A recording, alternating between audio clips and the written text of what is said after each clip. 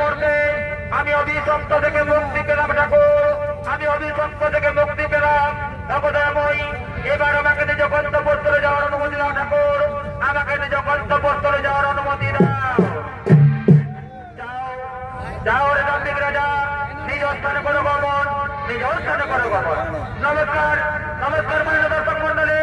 এতক্ষণ আপনার হরে কৃষ্ণ মাতার বাড়ির পক্ষ থেকে যে প্রথম নিবেদন তুলে ধরা হয়েছিল বৃন্দাবনে সর্বরূপে কাকরবল পালাখালি, আমরা এইখানে করলাম সমাপন।